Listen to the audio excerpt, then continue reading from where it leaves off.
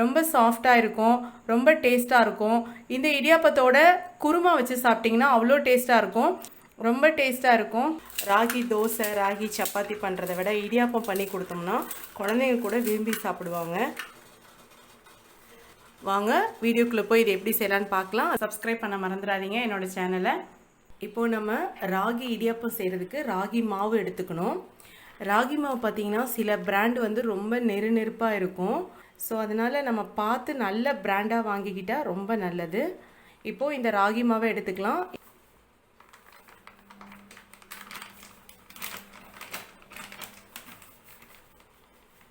இப்போது நம்ம ராகி மாவு எடுத்துக்கிட்டோம். இதை வந்து நம்ம வறுக்க தேவையில்லை. இது வந்து 1/2 கிலோ மாவு. கொஞ்சம் உப்பு போட்டுக்கலாம். தண்ணி வந்து நல்லா கொதிக்கணும்.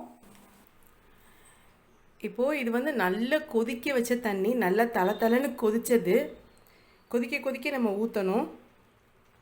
அப்போ தான் இடியாப்பம் வந்து நல்லா சாஃப்டாக வரும். லேஸ் சூடு பண்ணி ஊற்றாமல் நல்லா கொதிக்க வச்சு ஊற்றுங்க.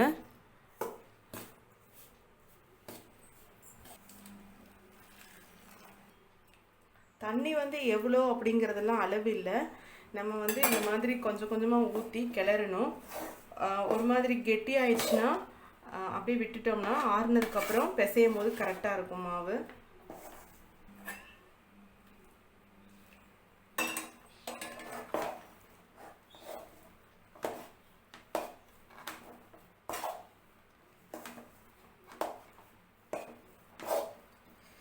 இதுக்கு மேலே தண்ணி ஊற்றக்கூடாது. இப்போ பாருங்கள், எல்லா பக்கமும் தண்ணியாக இருக்குது.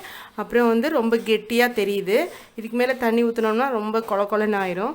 ஸோ கண்ணளவில் தான் இது தண்ணி ஊற்ற முடியும். இப்போது இதெல்லாம் இப்படி எடுத்துட்டு, இப்போ இது வந்து கை வைக்க முடியாது. ஏன்னா நம்ம கொதிக்க கொதிக்க தண்ணி ஊற்றுனால ரொம்ப சூடாக இருக்கும். இப்போதைக்கு இந்த மாவை பிசைய முடியாது. இது கொஞ்சம் நல்லா ஆறட்டும், அதுக்கப்புறம் தான் பிசைய முடியும். அதனால் நம்ம இதை செய்யணும் அப்படின்னு நினைக்கும் போது செய்கிறதுக்கு 1/2 மணி நேரத்துக்கு முன்னாடியே இதெல்லாம் ரெடி பண்ணி வச்சிடணும். ஏன்னா நம்ம உடனே மாவு வந்து பிசைய முடியாது. இப்போது இதை இப்படி மூடி வச்சிடலாம் கொஞ்ச நேரம். அதுக்கப்புறம் கொஞ்சம் நல்லா மாவு ஆறுனதுக்கப்புறமா நான் பிசைஞ்சிட்டு காமிக்கிறேன்.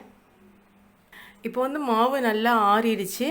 ஆறுனதுக்கப்புறம் நல்லா இதை பிசைஞ்சாச்சு. இப்போது இதை வந்து நம்ம பிழிய ஆரம்பிச்சிடலாம்.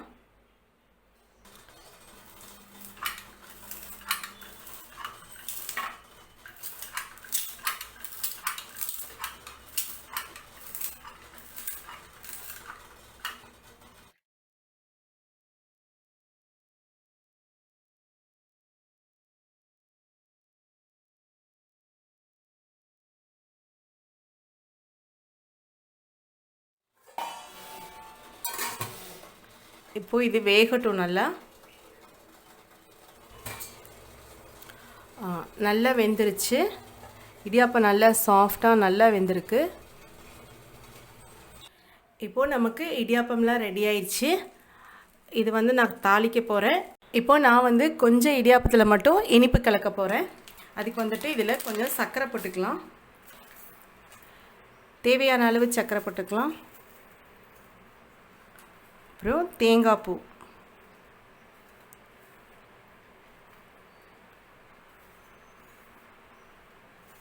இப்போது இதை வந்து நல்லா மிக்ஸ் பண்ணிக்கோங்க. கை வச்சு மிக்ஸ் பண்ணால் தான் நல்லா மிக்ஸ் ஆகும்.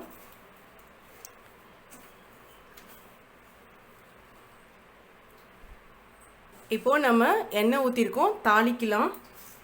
நான் வந்து கார இடியாப்பம் தான் செய்ய போகிறேன். கடுகு, உளுத்தம்பருப்பு, கடலைப்பருப்பு போட்டிருக்கோம். இப்போது பச்சை மிளகாய், கருவேப்பிலை, வெங்காயம்,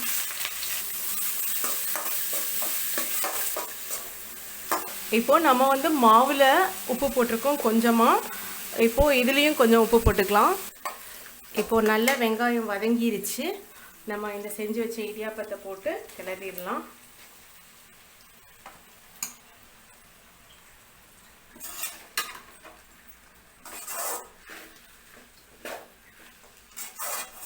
ரெடி ஆயிடுச்சுங்க கார இடியாப்பம். இனிப்பு இடியாப்பமும் செஞ்சாச்சு. சூப்பராக ரெடி ஆயிடுச்சுங்க நம்மளுடைய கார இடியாப்பம், இனிப்பு இடியாப்பம் எல்லாமே. உங்களுக்கு இந்த வீடியோ பிடிச்சிருந்துச்சுன்னா லைக் பண்ணுங்கள், ஷேர் பண்ணுங்கள், சப்ஸ்கிரைப் பண்ண மறந்துடாதீங்க. கோதுமை மாவு இடியாப்பம் தாங்க பார்க்க போகிறோம். இப்போது நம்ம கோதுமை மாவு எடுத்துக்கலாம். நான் வந்து 2 கப் கோதுமை மாவு எடுக்க போகிறேன். 2 கப் கோதுமை மாவு. அதே கப்பில் 2 கப் வந்து அரிசி மாவு எடுத்துக்கணும்.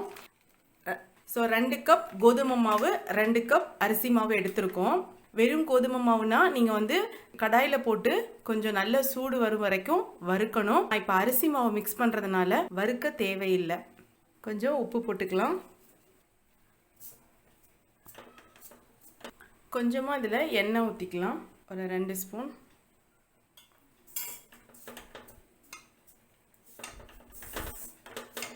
இப்போ நல்லா மிக்ஸ் பண்ணியாச்சு. இதில் தண்ணியை நல்லா கொதிக்க வச்சு ஊற்றணும். லேஸ் சூடெல்லாம் ஊற்றக்கூடாது. நல்லா கொதிக்கிற தண்ணியை ஊற்றி நம்ம கிளறணும். தண்ணி வந்து நல்லா கொதிக்கணும். தேவைப்படுற அளவுக்கு நம்ம கிளறிக்கலாம்.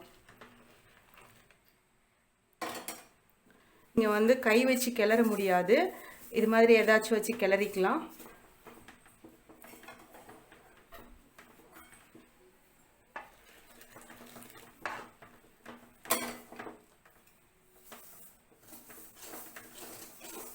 இன்னும் கொஞ்சம் ஊற்றிக்கலாம்.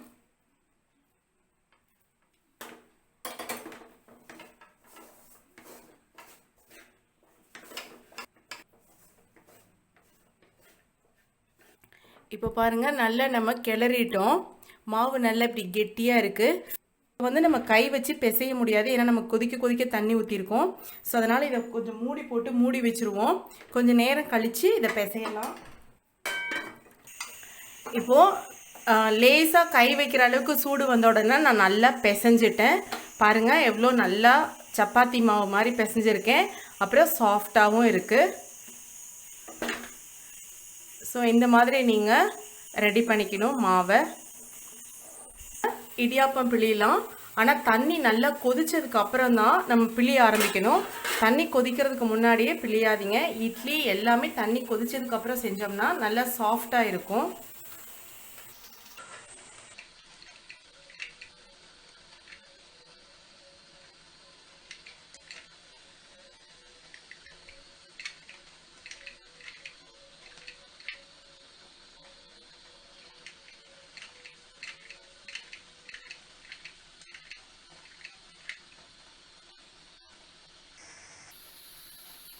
இதை மூடி வச்சிடலாம். நல்லா வெந்துருச்சு. இடியாப்பம் நல்லா வெந்திருக்கு, எடுத்துடலாம். இப்போ வந்து இதை நம்ம இப்படி எடுத்தாவே வந்துடும், ஈஸியாக கலண்டு வந்துடும். பாருங்கள், ஈஸியாக எடுத்துடலாம். இதை நான் எண்ணெயெல்லாம் கூட தடவலை, சும்மா தான் அப்படியே வச்சுருந்தேன் கழுவிட்டு. அதுவே தன்னால் ஒட்டாமல் வந்துடும். ரொம்ப சாஃப்டாக இருக்கும், ரொம்ப டேஸ்ட்டாக இருக்கும். இந்த இடியாப்பத்தோட குருமா வச்சு சாப்பிட்டிங்கன்னா அவ்வளோ டேஸ்ட்டாக இருக்கும், ரொம்ப டேஸ்ட்டாக இருக்கும். சூப்பராக ரெடி ஆயிடுச்சுங்க நம்மளுடைய கோதுமை மாவு இடியாப்பமும் குருமாவும். உங்களுக்கு இந்த வீடியோ பிடிச்சிருந்துச்சுன்னா லைக் பண்ணுங்கள், ஷேர் பண்ணுங்கள், கமெண்ட் பண்ணுங்கள். புதுசாக பார்க்குறவங்க ப்ளீஸ் சப்ஸ்கிரைப் பண்ணி என்னோட சேனலை சப்போர்ட் பண்ண மறந்துடாதீங்க. தேங்க்ஸ் ஃபார் வாட்சிங்.